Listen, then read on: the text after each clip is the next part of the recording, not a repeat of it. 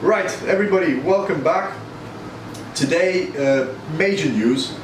Basically what happened is that MT4, MT5 are finally back on the Apple iOS store since they were removed under some still not completely transparent circumstances, but what matters is that they are back.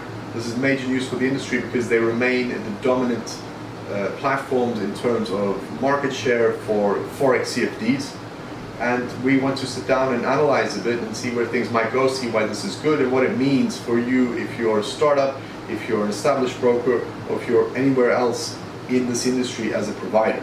That being said, Andreas, what happened since September until now? What have we been seeing in terms of brokerages? What we have been seeing is that many brokers have acquired new trading platforms, which was the right thing to do. However, they were getting trading platforms without knowing if it's on the business model, if they can handle it, if the dealing team could handle it. They needed to hedge immediately. Of course, it was the right thing to do. However, they didn't know which trading platform to get. Now, with this current news, many things are going to change. Because now we have the situation, okay, MT4 and MT5 could not be on the iOS stores. Now that it's back, what is going to happen with these trading platforms? Correct.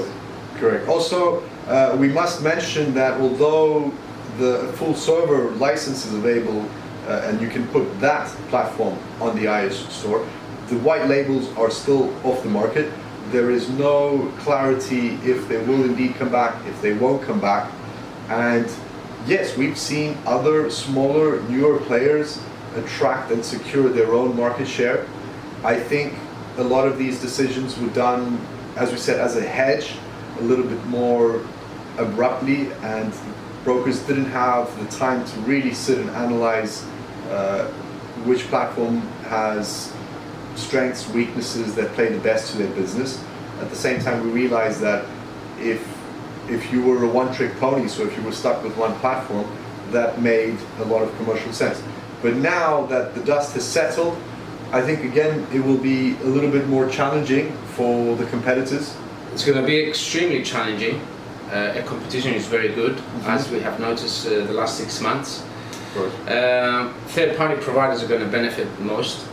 Now we're going to start seeing even more serious players get inside, because everybody had, okay, we will be able to get it on the iOS, not be able to get it on iOS. Yes. If people have been listening to our podcasts, we've mentioned this, that we said in 6 to 8 months, Metaquotes will be able to get it back, and it happened. So now there's a huge opportunity in the market, and I believe the big players are going to take advantage of that. Big players, I'm talking about, sorry Alex to interrupt, about liquidity providers. Yes. Now we'll be able to see a huge influx on that side. And of course the CRM providers, I think they're going to see it as like a blessing in disguise.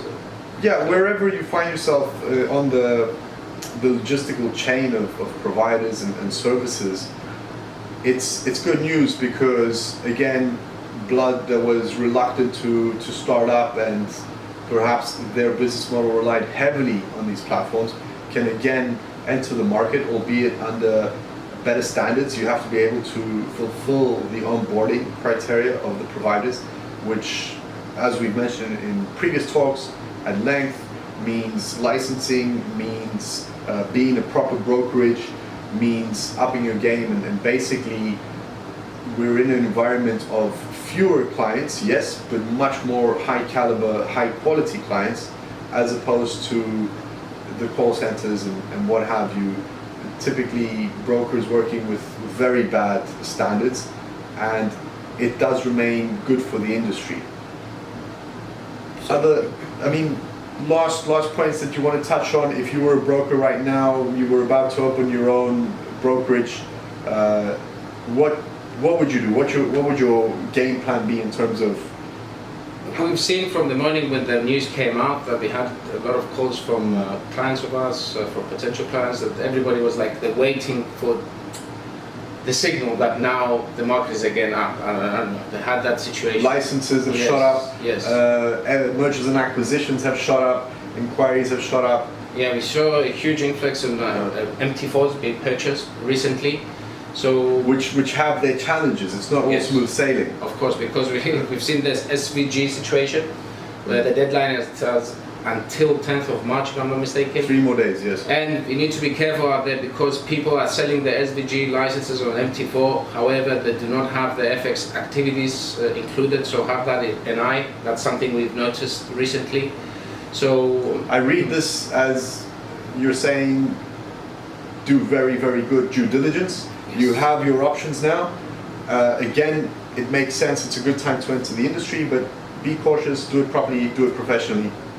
Spot on. If you're a businessman now, you want to enter, let's say, if you're a businessman and you said you had your sights on getting into the FX industry, the CFD I'm talking about, now it's the right time to do it. Now that the dust right time. has settled. The dust is settled, everything is clear, Metaquotes is bouncing back, thank God. So I think we are ahead full steam now. There you have it. Again, good news, it's looking up. Speak with your providers, speak with your liquidity providers. If you were considering entering the business, now you have much better clarity. You can better plan your strategy, plan your business model, and get started. Any questions, drop us a DM. We're here to assist. Thank you.